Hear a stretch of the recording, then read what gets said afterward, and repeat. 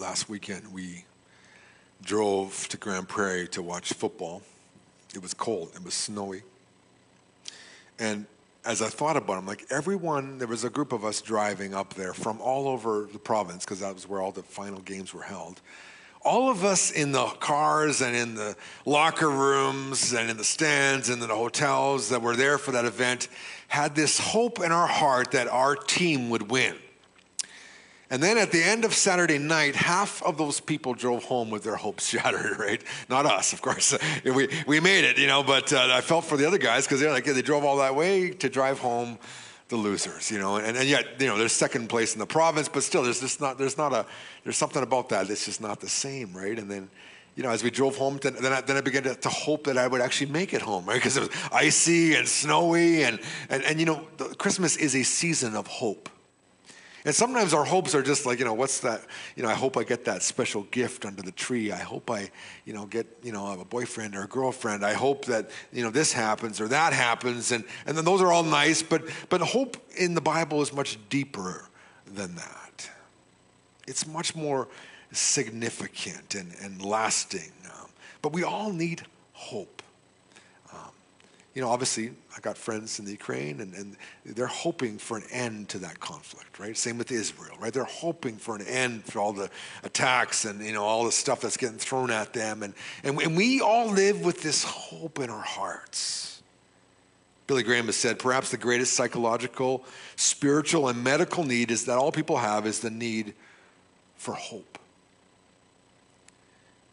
And when you take, the knot out of the balloon of hope, and it blows out, you just get this shriveled kind of rubber. And some people have lost hope as they approach Christmas. They've given up. They said, if there is a God, and if he's there, he doesn't care about my situation. And that probably was the feeling of the people in Isaiah's day. You see, hope is essential in hard times. That when things are tough and when they're dark, that is an opportunity for hope to shine its brightest. You will find hope growing in your heart when you face the greatest adversity, not when things are easy and smooth sailing. It's when you're in the choppy water that hope really comes out as the life preserver that pulls you out of that mess. And that's what we find in Isaiah chapter 40. Isaiah is a contemporary of Jeremiah. He's speaking to a bunch of people that have been exiled out of Jerusalem, and they're refugees, they're displaced people, and they're discouraged because they feel like God has given up on them. And maybe you can relate to the feeling of the exiles in Babylon in your own life. You're like, man, it feels like God has placed me in a wasteland all by myself and has forgotten that I exist. And then God speaks to the prophet Isaiah, and he speaks to us today through this word. What is the message of hope for us when we are going through the hard times? Listen what it says in Isaiah chapter 40, verse 1. He says, comfort my people, says your God. Comfort. The word literally means to cause to breathe again. It's like God is doing CPR or mouth-to-mouth on these people that have given up their life. They've kind of gone into this numbness of like, oh, well, here we are. God's forgotten about us. He's kicked us out. We no longer have our homes. We no longer have our inheritance. We no longer have the place to worship, the temple. Now we're just stuck out here. And then he speaks in chapter 40, verse 1. He says, comfort my people. It's interesting. The book of Isaiah almost mirrors the Bible. There's 39 chapters, which are chapters of God's strong arm of judgment. And then chapters 40 to 66, 27 chapters, are God's message of salvation, of deliverance, and of comfort.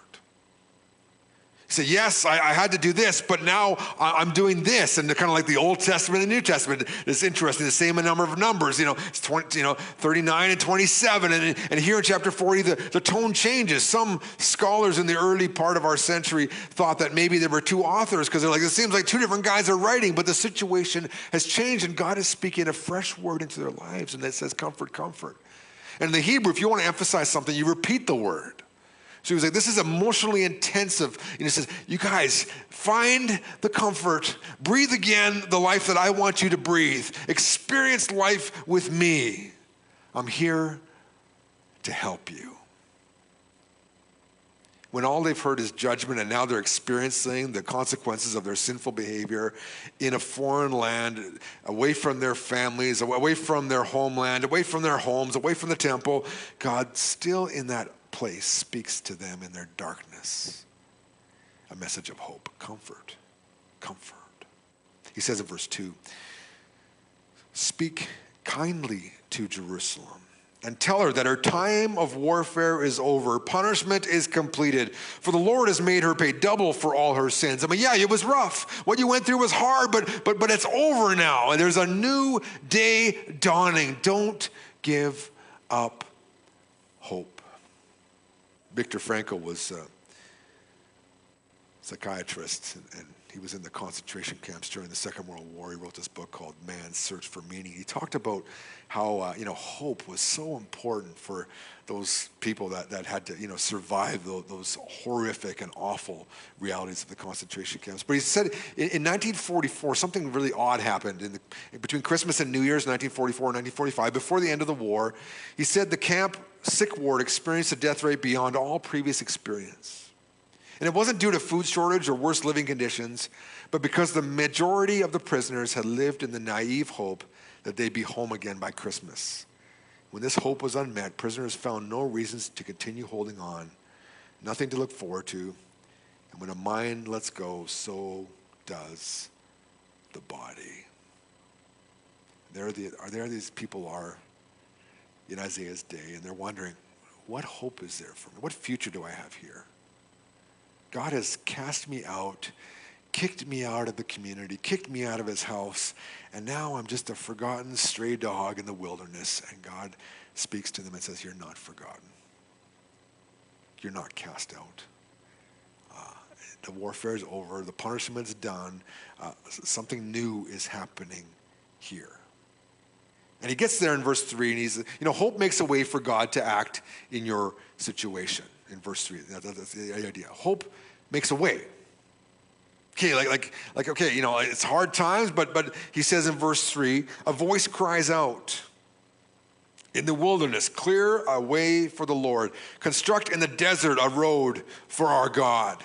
And you think, like I don't know if you've ever been in the desert. Like it's not friendly, it's not nice, it's not easy, it's kind of shifting sand, and you're wondering, how can you make your way through the desert? But God is helping them to remember. Remember what I did for your ancestors?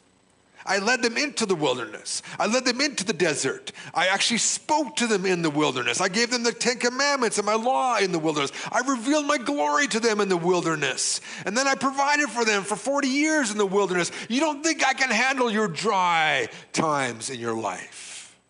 You don't think I know how to carry people through difficulty and through long periods of waiting? When you're tempted to give up hope, because it just seems like God has just, disconnected the call. He's deleted your number. He no longer cares. But he says, no, I can make a way. I've done it before. You all know that. This is your heritage. I can make that, And of course, later on, as we get to the story of Jesus, John the Baptist, his cousin, shows up, and this is what he's doing. He's saying, hey, God's doing something here, people. Get ready, repent, prepare your hearts, because God's, joining and getting involved in human life and human experience and human history. He's fulfilling the prophecy, 700 years before that Isaiah wrote down.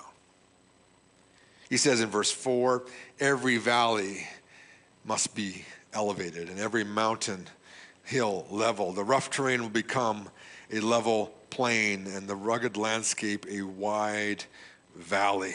And here's a picture of, constructing this road through the wilderness. And he says in verse 5, the splendor of the Lord will be revealed, and all the people will see it at the same time. The Lord has decreed it. Now let's go to that picture there. There you go.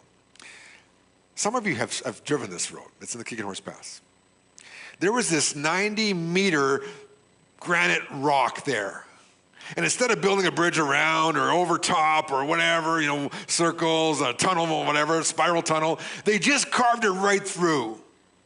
90 meters of solid granite, and there we go. You and I ripped through there now, but you think, man, that's an impossible situation. Zoom. And some of you have those mountains in your life. You're like, there's no way.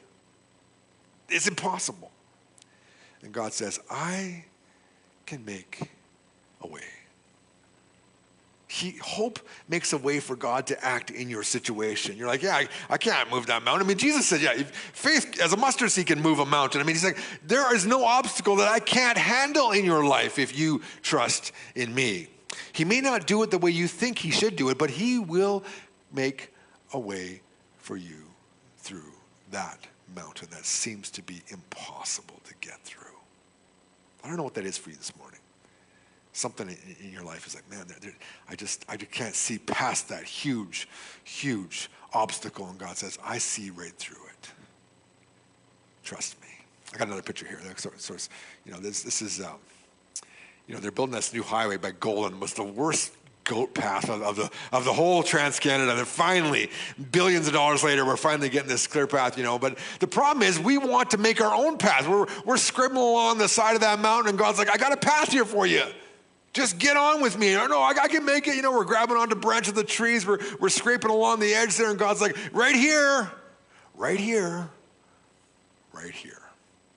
The people of Israel were trying to make their own path through life. And in the end, they find themselves exiled and away. And God's like, I'm still here, but just get on my road with me. Hope makes a way for God to act in your situation. He says, I'm going to reveal myself to you. And we don't expect to find God in the dark mountain passes of our life, but he's right there. In fact, you might find him more than you realize that he was there. When things are tough, then hope can shine the brightest. And God's like, I can make a way through those impossible journeys that you're embarking on right now. Stick with me. And he talks about the splendor, the glory, his radiant majesty, and Ezekiel, who was a prophet, in Babylon to the exiles, God gave him this vision where he sees Jerusalem and he sees the glory of the Lord leaving Jerusalem, and it was awful. It was like a horror movie, because it's like, to think of God just abandoning Jerusalem was like, the worst thing a Jew could imagine. But here now he's saying, no, the glory of the Lord will be revealed. Everyone's going to see it. And so what does John the apostle say when he writes his account of the life of Jesus Christ? He says, we beheld his glory. He's talking about Jesus. The glory of the one and only who came from the Father, full of grace and truth. I mean, here it was. God was revealing himself through his son, Jesus Christ, the fullness of the Godhead right there. We beheld it. And he's like, as a Jew, it was hard to imagine that we could actually see God, but God sent his son so that he could show himself to us. And I'm getting into Trinitarian dialogue, and I'm not trying to be heretical here, but understand, it's hard to understand. How does that work? I don't know, but God knows, because he's God, but what the Bible tells us, he revealed his glory to us in Jesus Christ. He makes a way. Well, not only that, hope is anchored in God's promises, in his word. You want to have hope.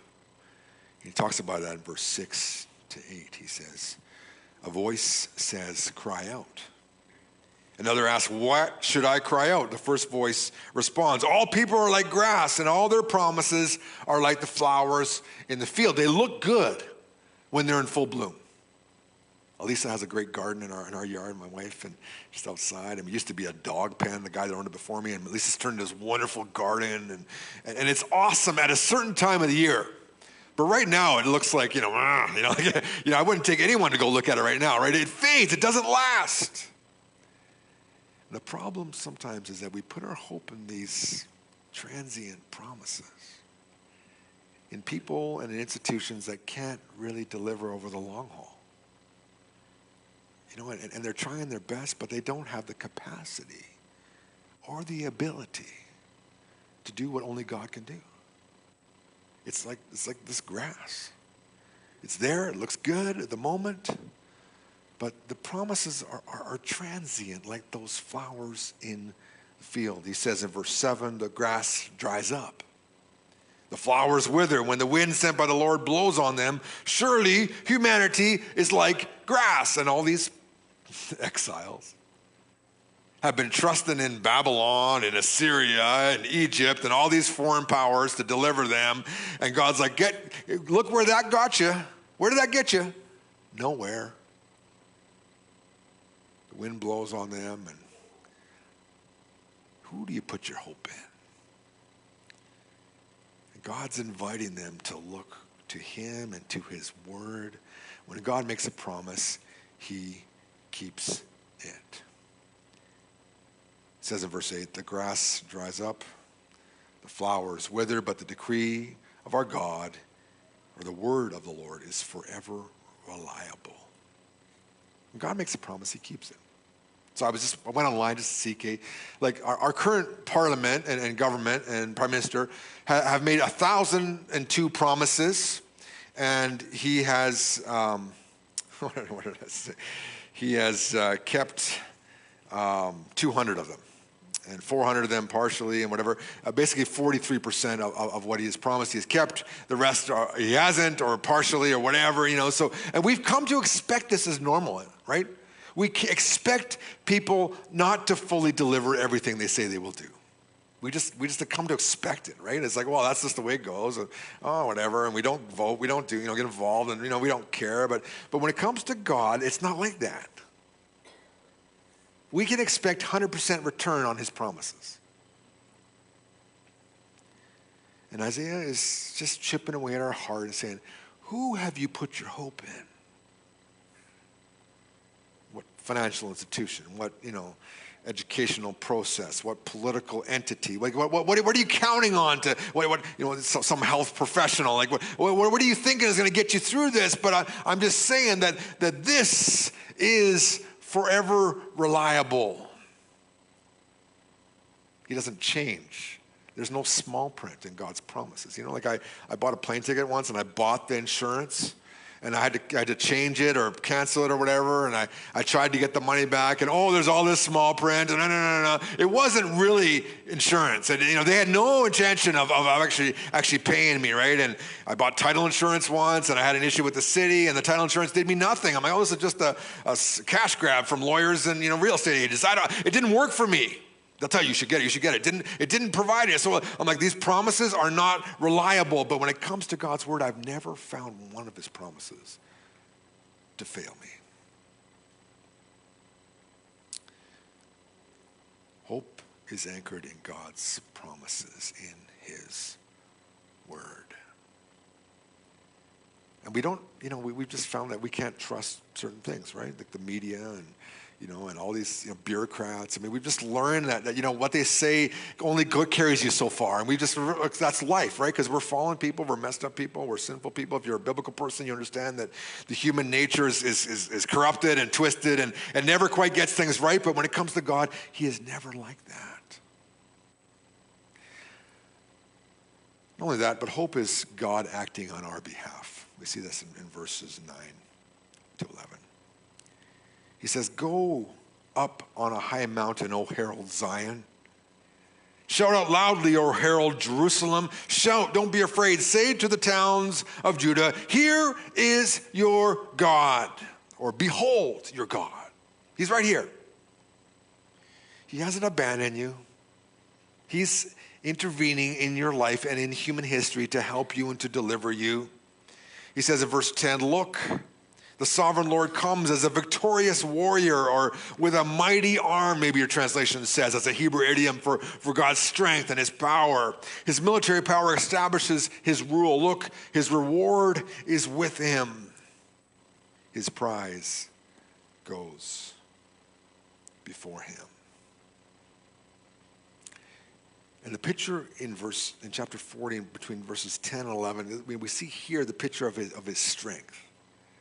God is the powerful intervener on your behalf. He's like the big brother that beats up the bully that's picking on the little brother, or the mama bear. The mama comes into the advocates for her child with the coach or with the principal or with the teacher at school. I mean, it's like that the one that comes on behalf of another. He's like, here he is. He's here, and the prize and reward, it goes before him. And of course, when we think of that, we think of just little things that end up under the tree, right? That the prizes are just the little extras in life that God gives us, but it's much deeper than that. The prize and the reward is the eternal salvation that comes through Jesus Christ. That the promise God makes is like, I'm going to look after sin once and for all, because the mountain that's in our way really is our sinfulness. And religion is us with a little chisel going at that 90-meter rock and trying to get our way through on our own. That's religion. And then, the more you chip, all of a sudden the rock's falling on your head, and you're, oh man, I'm never going to get through this. You never will. And God's word says, I'm going to make a way. But none of you can do this. Some of you grew up in the chisel household. I do this, I do that, I say this, I say that, I kneel at the right time, whatever it is, and you think, man, but you never get through it. And then God says, I will make a way. And I have a reward for you. And it comes through my son. If you continue to read chapter 40 all the way to 66, you'll see that, God has his servant that comes in 53. And he is the one who looks after sin and provides atonement and brings us back into relationship with him. He says in verse 11, like a shepherd, he tends his flock. He gathers up the lambs with his arm. He carries them close to his heart. He leads the ewes along. And so the image changes. You see, we got the strong, God who's there to fight on our behalf. And then we suddenly have this tender, compassionate shepherd with the most vulnerable of his flock. He's carrying the little lamb. And some of you are farmers. You understand this. You have a calf out in the cold weather. What do? You bring it inside. You dry it off. You put it under a heat lamp or maybe in a warm room in a tub somewhere. And you're letting that thing get warm before you put it back with its mother because you don't want it to freeze. And little lambs are even more vulnerable, and there's the ewes, they're vulnerable, and he's looking after hurting, weak, vulnerable people. Like me, like you. He's strong and powerful, and he can deliver with might, but he's this compassionate, caring God who carries us close to his heart. Maybe you just haven't felt that right now in your life. God seems so distant, but here he says, I want to be your shepherd. Jesus himself would say, I am the good shepherd. The good shepherd lays down his life for the sheep. I mean, he shows us in physical reality, this verse, Jesus fulfills it. In verses 12 to 26, there is this conversation that Isaiah has and God has with the listeners. And I'm not going to spend time on those verses, but he asks these questions and he kind of introduces who God is. You should read them later this week. But it gets to verse 27, and the question is, if all that's true, why do I feel like I feel? If God is this and that, why does it feel like I'm abandoned by him in this moment? You see, because hope brings us strength. It provides the resources for us to get through the difficulties that we find ourselves in. But the question is in verse 27, you see that there? Why do you say, Jacob? Why do you say, Israel? The Lord is not aware of what's happened to me. My God is not concerned with my vindication. Some of you have had this thought.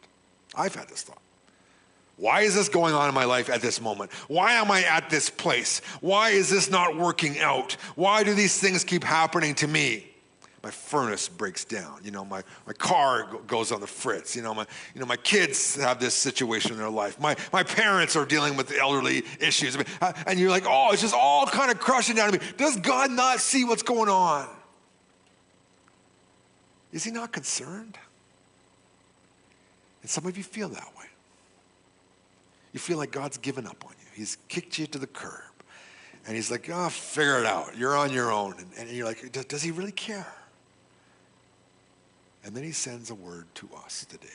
like he did to the people of Isaiah's day. Verse 28. Do you not know? Have you not heard?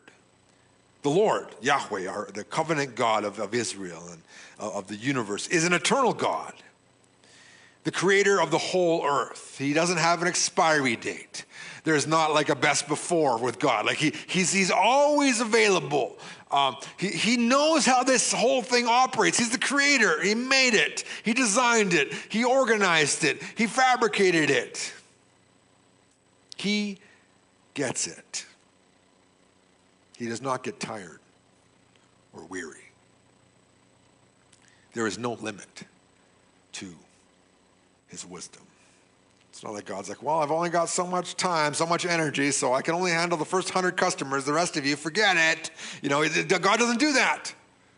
No limit to his wisdom. There is no problem that he encounters that he doesn't know the solution to. There are limits to our wisdom, but none to his. That doesn't mean that you're going to get all the answers you want, though. Understand that. That's the challenge of hope, is that you often wait in expectation in the darkness, wondering what is going on. And you're in this cavern of darkness. There's one little candle of hope in your heart. You're like, I don't understand this, God. And he's like, don't worry about it. I do. Just keep trusting and hoping and following me. He says in verse 29, he gives strength to those who are tired. To the ones who lack power, he gives renewed energy. My grid never breaks down, God says. Yeah, you're not going to have any power blackouts with me. It's not like an energy drink that gives you a 30-minute boost and then a 2-hour crash. Like, that's not the way I work, God says. And in verse 30, he says, even youths get tired and weary. And if you've woken up teenagers, you know exactly what I'm talking about here. And even young men, this is the military, the recruits, the guys that are at their peak physical shape, they fall on their face in battle and break their nose and are bloody. And, this life is life. Even people at the prime of their physical capacity don't have that enduring power that God has. But he says in verse 31, there's the promise. But those who wait for the Lord's help, who wait on the Lord, find renewed strength. They rise up as if they had eagle's wings. They run without growing weary. They walk without getting tired. There's a promise for you. I got a picture of the eagle here. I saw one of these when I was coming back from Grand Prairie. It was flying. I just saw this huge wingspan, and then I saw another one sitting by a moose carcass, and they were eating there. But it just massive, effortlessly hanging above the ground, and not even flapping its wings, just kind of catching the wind and holding itself up. And God's saying, if you have hope, if you wait on me, if you trust and rely and just stick with me, you'll feel like you are soaring above your circumstances. The reality is still down there, but the Spirit of God, the Ruach of God in the Hebrew, is enabling you to look down and just see yourself in a different place. Because you're not stuck in the circumstances. You are focusing on the one who is over all those circumstances, the Lord. And the promise is you run without growing weary, you walk without getting tired. And hope, working together with faith, enables us to live on that higher plane. Where, life still deals you those hard blows, but you're not affected by them. Why? Because you have this hope and this faith in God that you didn't have before. And even the worst thing that can happen to us, which is death, means nothing when you have faith in God. Because through Jesus Christ, who took care of death and rose again, when I die, I am resurrected immediately into his presence, into the eternal glory of God. And everything I need is there. I'm separated from sin forever and ever. I experience life at its highest level. So the worst thing that can happen to me here is the best thing when I believe in Jesus Christ. That's hope. And so no matter whatever other thing happens to you, the furnace breaks down, the car breaks down, my boyfriend, my girlfriend leaves me, all these things happen. I lose that job. That investment doesn't pay off. I mean, there's any number of things that happen to all of us at the same time.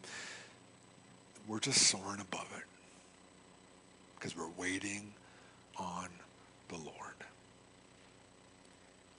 And I'm encouraging you today to wait on the Lord, to have that hope in God. And we begin our Christmas season with communion because we have believed in Jesus Christ for the promise of eternal life. And when we put our faith in Jesus Christ, we were forgiven. We were brought into his family. We weren't left at the curb. We were invited into the palatial castle and kingdom of God and seated at his table with a name, an identity, an inheritance, a family. And we celebrate that today. And it's a reminder, people, this is what we share with our community. There is hope. Some people are pretty dark right now because their lives aren't going the way they wanted it to go. And we can point them to the source of hope, which is Jesus Christ. And that's what Isaiah was pointing towards, and that's what we point you towards today as we celebrate communion together. So I'm going to invite the team up here, and Pastor Lance is going to lead us in communion. I'm encouraging you just to prepare your heart for this moment as we celebrate communion together as a church family. Life is hard at times, but God is faithful, and we can put our hope in him and find his strength and his encouragement as we wait on him.